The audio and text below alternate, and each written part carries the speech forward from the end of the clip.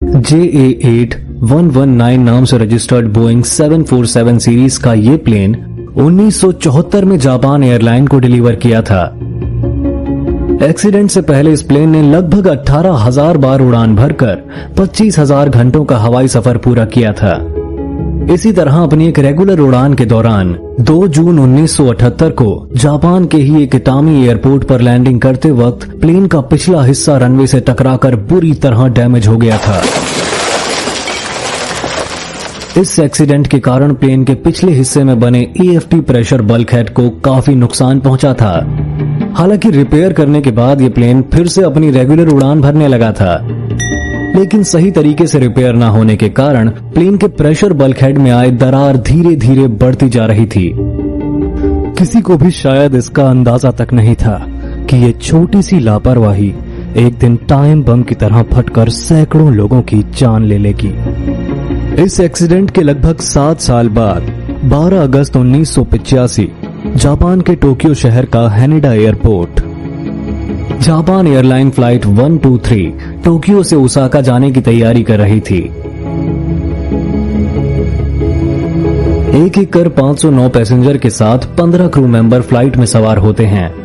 अपने पूर्वजों की याद में मनाए जाने वाले ओबान फेस्टिवल के कारण ये जापान में छुट्टियों का वक्त था और प्लेन पूरी तरह से भरा हुआ था।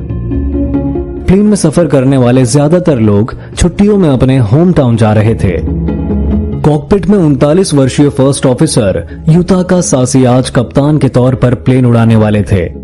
पिछले 6 सालों से बोइंग 747 की 4000 घंटों से ज्यादा के फ्लाइंग एक्सपीरियंस के बाद आज फर्स्ट ऑफिसर युताका सासी के लिए ये एक तरह का एग्जाम था, जिसके बाद उन्हें ऑफिशियल तौर पर बोइंग 747 का कप्तान बनाया जाना था।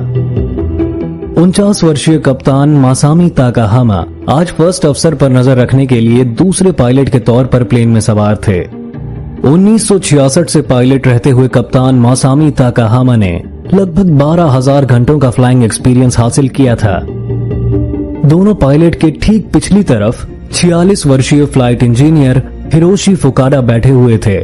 10,000 घंटों से भी ज्यादा के फ्लाइंग एक्सपीरियंस के साथ फ्लाइट इंजीनियर हिरोशी की इस प्लेन में आज की ये तीसरी उड़ान थी।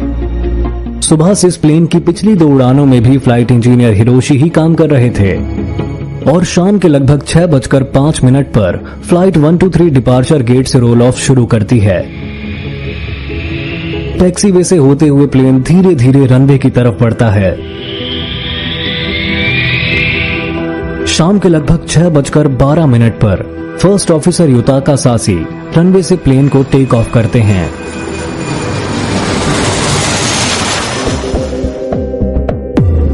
टोक्यो से ओसाका की फ्लाइट महज 1 घंटे की थी। अपनी इस छोटी सी फ्लाइट के लिए जैसे ही ये प्लेन 24,000 के क्रूजिंग ऑल्टीट्यूड पर पहुंचता है तो तुरंत ही वो लैंडिंग के लिए डिसेंट शुरू कर देता है।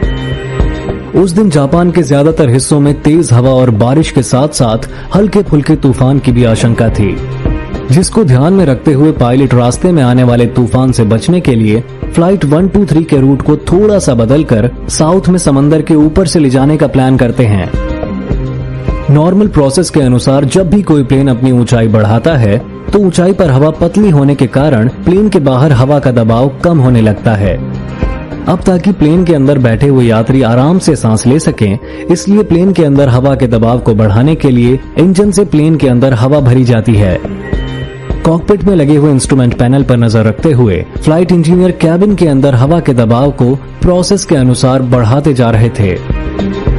जब हवा का दबाव बढ़ाया जाता है तो हवा प्लेन के ढांचे पर अंदर से बाहर की तरफ प्रेशर डालती है और प्लेन का मजबूत ढांचा इससे आसानी से सहन करता है।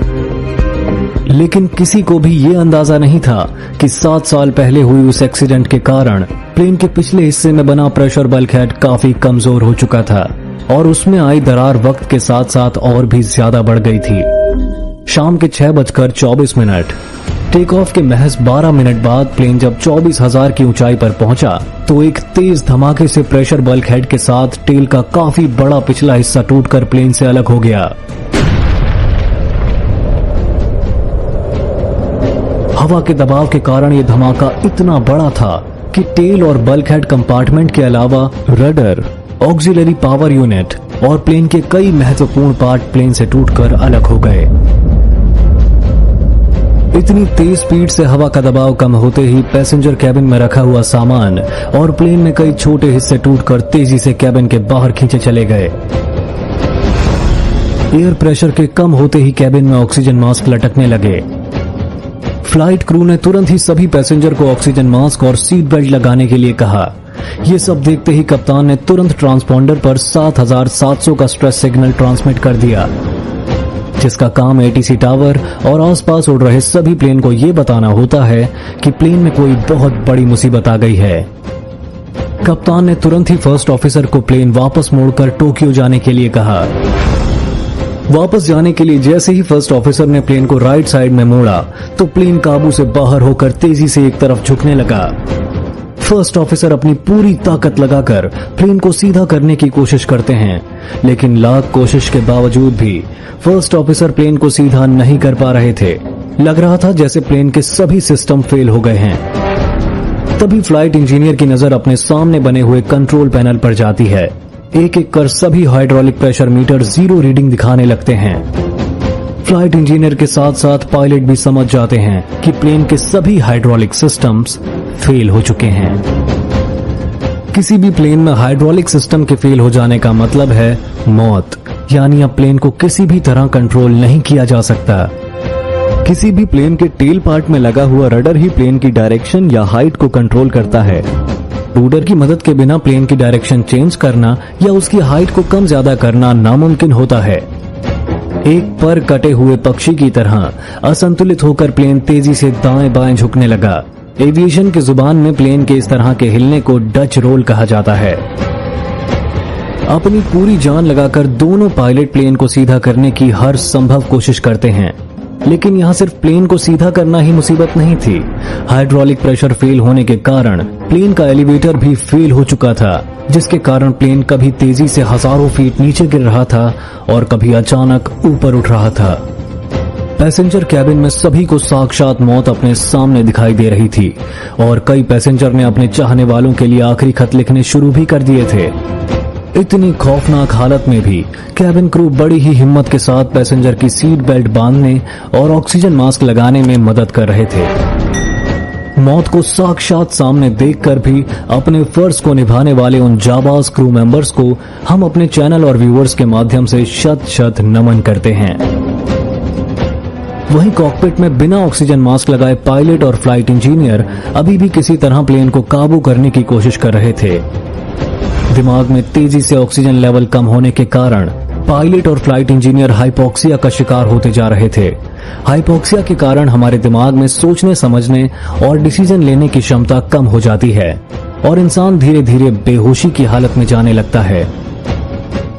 हालांकि प्लेन रडर के टूट जाने के कारण प्लेन की हाइट को कम या ज्यादा करना मुश्किल था, लेकिन प्लेन के इंजन पावर थ्रस्ट को कम ज्यादा करते हुए पायलट अब किसी तरह प्लेन को तेजी से ऊपर या नीचे ले जाने से रोक रहे थे। जब भी प्लेन तेजी से नीचे जाने लगता वो इंजन थ्रस्ट को बढ़ा देते, वहीं प्लेन के तेजी से ऊपर जाते वक्त वो इंजन थ्रस्ट को कम कर देते। एटीसी लगातार पायलट को कॉल करके प्लेन में आई इमरजेंसियों के बारे में जानने की कोशिश कर रहा था, लेकिन ऐसी हालत में पायलट्स का पूरा ध्यान और कोशिश किसी तरह प्लेन को सही सलामत उड़ाए रखने की थी। इसलिए कप्तान ने फर्स्ट ऑफिसर को एटीसी की कॉल को नजरअंदाज करके सिर्फ प्लेन को काबू करने के लिए कहा। वहीं फ्लाइट इंजीनियर कैबिन क्रू को इंटरकॉम पर कॉल करके प्लेन में हुए उस धमाके के बारे में जानने की कोशिश करता है। कैबिन क्रू जब फ्लाइट इंजीनियर को बताती है कि प्लेन का काफी बड़ा पिछला हिस्सा टूट गया है और सभी पैसेंजर सिर्फ ऑक्सीजन मास्क के सहारे ही सांस ले रहे हैं, तो फ्लाइट इंजीनियर तुरंत ही कप्तान को प्लेन नीचे ले जाने के लिए कहते हैं, ताकि कम ऊंचाई पर जाने के बाद सभी पैसेंजर बिना ऑक्सीजन मास्क के भी सांस ले सकें। लेकिन बिना ऑक्सीजन मास्क लगाए प्लेन को किसी भी तरह कंट्रोल करने की कोशिश में दोनों पायलट हाइपोक्सिया के कारण फ्लाइट इंजीनियर की बात भी अच्छी तरह से नहीं समझ पा रहे थे। पायलट्स बस किसी तरह प्लेन को कंट्रोल करके जल्द से जल्द लैंड करवाना चाहते थे। पायलट की ऐसी हालत देखकर फ्लाइट इंजीनियर कप्तान को जोर से हिलाकर उनका ध्यान अपनी तरफ लाता है और दोबारा से उन्हें ऑक्सीजन मास्क लगाकर प्लेन किसी तरह नीचे लाने के लिए कहता है। फ्लाइट इंजीनियर की बात सुनकर अब दोनों पायलट अपना ऑक्सीजन मास्क लगाते हैं, जिसके बाद उनके सोचने और समझने की हालत में थोड़ा सुधार होता है। बदहवासी की हालत से थोड़ा बाहर निकलते हुए दोनों पायलट ये डिसाइड करते हैं कि प्लेन को किसी भी तरह 10,000 फीट की ऊंचाई से नीचे लाना पड़ेगा ताकि प्लेन में सवार सभी लोग बिना ऑक्सीजन मास्क के भी सांस ले सकें। किसी भी प्लेन में इमरजेंसी के लिए एक सीमित ऑक्सीजन सप्लाई होती है जो लगभग 10-15 मिनट तक ही काम करती है।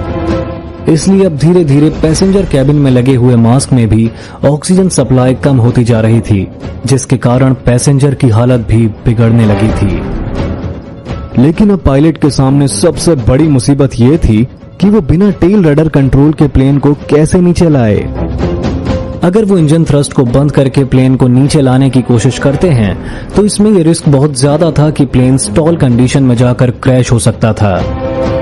तभी फ्लाइट इंजीनियर ये सलाह देता है कि हमें प्लेन के लैंडिंग गियर डाउन कर देने चाहिए, जिसके ड्रैग फोर्स से प्लेन धीरे धीरे नीचे आ जाएगा। लेकिन सभी हाइड्रोलिक सिस्टम फेल हो जाने के कारण प्लेन के लैंडिंग गियर को नॉर्मल तरीके से डाउन करना इम्पॉसिबल था। इसलिए कप्तान इमरजेंसी लैंडिंग गियर नॉब का इस्तेमाल करके प्लेन के लैंडिंग गियर को डाउन कर देते हैं। आमतौर पर किसी प्लेन में अगर लैंडिंग गियर काम नहीं करते तो इमरजेंसी लैंडिंग गियर नॉब की मदद से लैंडिंग गियर अपनी ग्रेविटी वेट के कारण नीचे आकर लॉक हो जाते हैं। लैंडिंग गियर डाउन होने से प्लेन कुछ नीचे आ जाता है, लेकिन लैंडिंग गियर की ड्रैग फोर्स के कारण अब प्लेन के रोलिंग मोशन को कंट्रोल करना और भी मुश्किल होता जा रहा था। अब कप्तान एटीसी टावर से बात करके उन्हें कहता है कि वो प्लेन को टोक्यो एयरपोर्ट वापस ला रहे हैं। एटीसी टावर भी कप्तान की आवाज में परेशानी और घबराहट को देखकर ये अच्छी तरह समझ चुके थे कि प्लेन पर कोई बहुत बड़ी मुसीबत आ चुकी है। इंजन थ्रस्ट को कंट्रोल करते हुए पायलट प्लेन को धीरे धीरे नीचे लाने जा रहे थे। टोक्यो शहर के बाहरी ग्रामीण इलाके में लोगों ने जब एक बेकाबू प्लेन को हवा में लहराते हुए देखा तो कुछ लोगों ने उस प्लेन की फोटो भी खींची। हालांकि अंधेरा होने के कारण फोटो धुंधली थी, लेकिन तब भी साफ साफ देखा जा सकता था कि प्लेन का रडर और टेल का काफी बड़ा हिस्सा गायब था। प्लेन जैसे जैसे नीचे आ रहा था तो ऑक्सीजन लेवल बढ़ने के साथ साथ पैसेंजर और पायलट की हालत में भी सुधार हो रहा था। एक्सीडेंट के दौरान अब पहली बार पायलट अपने दिमाग का सही तरीके से इस्तेमाल कर पा रहे थे, लेकिन किस्मत को कुछ और ही मंजूर था। जैसे जैसे प्लेन नीचे आ रहा था, पायलट्स को सामने माउंट टाकामगहरा की ऊंची ऊंची पहाड़ियां दिखाई देने लगी। बिना रडर के प्लेन की डायरेक्शन को बदलना इम्पॉसिबल था, इसलिए कप्तान तुरंत ही फर्स्ट ऑफिसर को इंजन थ्रस्ट बढ़ाकर प्लेन को ऊपर उड़ाने के लिए कहता है, और जिसके बाद तुरंत ही फर्स्ट ऑफिसर इंजन थ्रस्ट को मैक्सिमम पावर पर कर देता है। अपनी पूरी इंजन पावर के साथ प्लेन नाक के बल ऊपर उठने लगता है। प्लेन इतनी ज्यादा स्पीड से ऊपर उठता है कि उसका क्लाइंब एंगल 40 डिग्री तक चला जाता है। इतनी स्टीप एंगल से क्लाइंब करने के कारण प्लेन स्टॉल सिचुएशन में जाने लगता है। प्लेन की कंट्रोल स्टिक तेजी से वाइब्रेट होने के साथ साथ कॉकपिट में स्टॉल वार्निंग अलार्म बजने लगता है। दोनों पायलट्स को पता था कि उन्हें जल्द ही कुछ ना कुछ करना होगा, नहीं तो उनके साथ साथ प्लेन में सवार सभी 524 लोग कभी भी मौत के मुंह में जा सकते हैं। तभी फर्स्ट ऑफिसर कप्तान से कहता है कि उन्हें फ्लैप्स को लो कर देना चाहिए ताकि उनकी ड्रैग फोर्स से प्लेन को लेवल किया जा सके। हाइड्रोलिक सिस्टम फेल होने के कारण कप्तान इमरजेंसी एपीयू पावर यूनिट की मदद से फ्लैप्स को इलेक्ट्रिक तरीके से नीचे करने लगते हैं, और जिसके बाद प्लेन धीरे धीरे सीधा होने लगता है। हवा में ब्लास्ट होने के बाद ये पहली बार था कि प्लेन सीधा उड़ रहा था।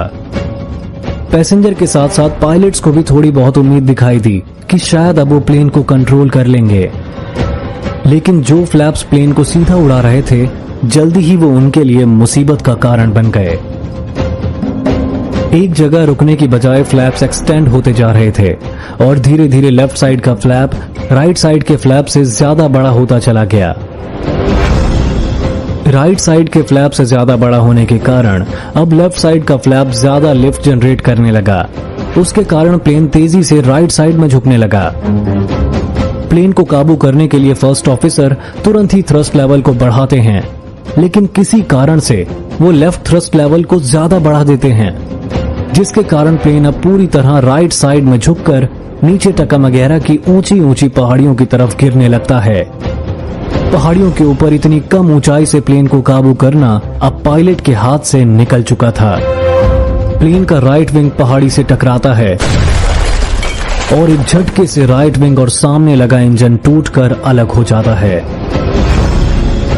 सैकड़ों किलोमीटर की स्पीड से प्लेन सामने बनी दूसरी पहाड़ी से जा टकराता है। आग और धुएं का एक तेज गुब्बारा सब कुछ खत्म कर देता है। एटीसी टावर में बैठे हुए लोग अपनी मजबूरी की हालत में सिर्फ प्लेन को रेडार स्क्रीन से गायब होते हुए देख सकते थे। एटीसी टावर बार बार पायलट से कांटेक्ट करने की कोशिश करता है, लेकिन कोई जवाब नहीं आता। इसके 1 मिनट बाद उस इलाके के पास उड़ रहा एक जापानी मिलिट्री एयरक्राफ्ट एटीसी को कॉल करके उन्हें टकामगैरा की पहाड़ियों से उठते आग और धुएं के बारे में बताता है, जिसके बाद ये कंफर्म हो जाता है कि फ्लाइट 123 क्रैश हो चुकी है। हादसा इतना भयानक था कि जापान सरकार को किसी के भी बचने की कोई उम्मीद नजर नहीं आ रही थी। खराब मौसम और अंधेरा होने के कारण शायद जापान अथॉरिटीज को भी ये लगा कि ऐसी हालत में रेस्क्यू हेलीकॉप्टर्स को भेजना उनकी जान को भी दांव पर लगाने जैसा होगा। इसलिए इस हादसे के लगभग 12 घंटे बाद अगली सुबह ही उन्होंने अपने बचाव दल को दुर्घटना स्थल पर भेजा। उन्हें वहां किसी के भी जिंदा मिलने की कोई उम्मीद नहीं थी, लेकिन जब बचाव दल वहां पहुंचा तो प्लेन में सवार 524 लोगों में से 4 लोग अभी भी जिंदा थे। चारों घायल लोगों को तुरंत ही हॉस्पिटल पहुंचाया गया। अगर रेस्क्यू टीम को एक्सीडेंट के तुरंत बाद ही क्रैश साइट पर भेज दिया गया होता तो शायद बहुत सारे दूसरे घायल पैसेंजर को भी बचाया जा सकता था। मानव इतिहास में किसी प्लेन एक्सीडेंट में मरने वाले लोगों का यह सबसे बड़ा हादसा था। हादसे के तुरंत बाद बोइंग ने अपने प्लेन के डिजाइन में मेजर चेंजेस किए ताकि केबिन प्रेशर बढ़ने के कारण प्लेन की टेल इस तरह से ना टूटे। जापान एयरलाइन ने भी अपने मेंटेनेंस प्रोसेस में बड़े बदलाव करते हुए सभी प्लेन्स की सही मरम्मत के लिए सख्त नियम बनाए। इन सभी बड़े बदलावों के कारण दुनिया भर की हवाई यात्रा और सुरक्षित हो गई, लेकिन बदकिस्मती से जापान फ्लाइट 123 में सवार 520 लोगों को इसकी कीमत अपनी जान देकर चुकानी पड़ी। मुसीबत के समय में भी बहादुरी से अपने फर्ज को निभाने वाले पायलट्स और कैबिन क्रू को हम नमन करते हैं और आप सबसे भी गुजारिश करते हैं कि अपने कमेंट्स के जरिए इस हादसे में जान गंवाने वाले सभी लोगों की आत्मा की शांति के लिए प्रार्थना करें।